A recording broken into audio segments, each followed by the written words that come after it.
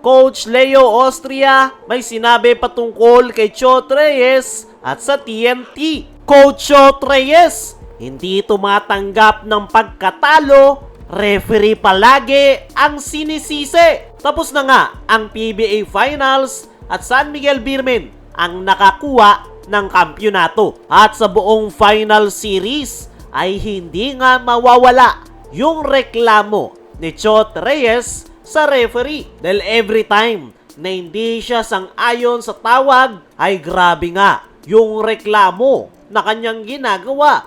Kung ano-ano na nga yung antics na ginawa ni Chot Reyes throughout the series. May times na dinuduro na nito yung referee at PBA Technical Committee every time na nagre-reklamo ito. May isang beses pa na winagayway nito ang puting panyo na tila pinapahiwatig na suko na siya sa tawagan ng referee. Sa sobrang asar din ni Chot Reyes ay halos saktan na niya yung kanyang sarili at nitong nakalipas nga lang na Game 6 Finals kagabi ay segundo na nga lang yung natitira ay bigla ngang pumasok sa loob si Coach Chot Reyes at matagal nga nitong pinalakpakan ang mga PBA officials at technical committee sa hindi malamang dahilan. Para sa akin mga chong ay hindi sports itong si Coach Chot Reyes dahil every time na natatalo ang TNT Tropang Giga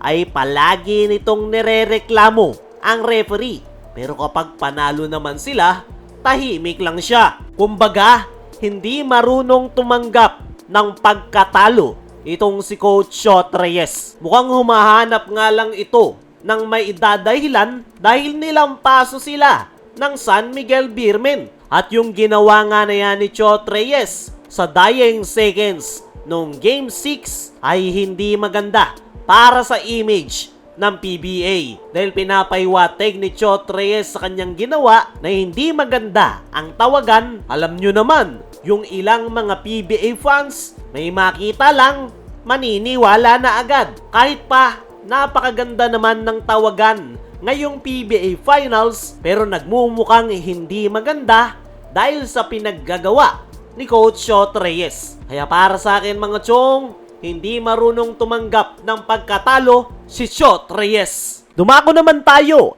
dito sa kabilang balita. Coach Leo Austria may sinabi patungkol kay Chot Reyes at sa TNT. Matapos makuha ng San Miguel Beermen ang kampyonato ay nabanggit na itong si Coach Leo Austria sa kanyang naging latest interview na aminado nga ito na nahihirapan sila sa TNT Tropang Giga. Hindi nga raw basta-bastang kupunan ang TNT lalo na kapag nag-init yung kanilang outside shots.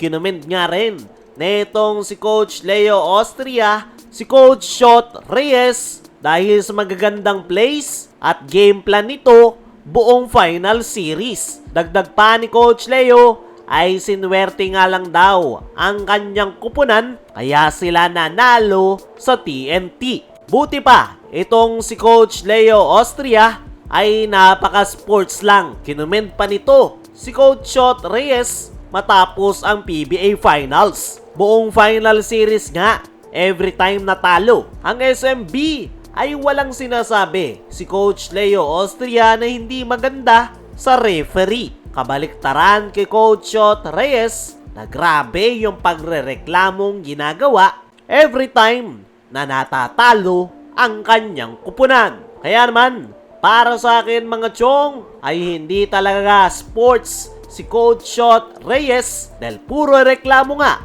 yung kanyang ginawa buong final series. Kaya mga chong, ano ang masasabi nyo sa pagiging reklamador ni Coach Chot Reyes?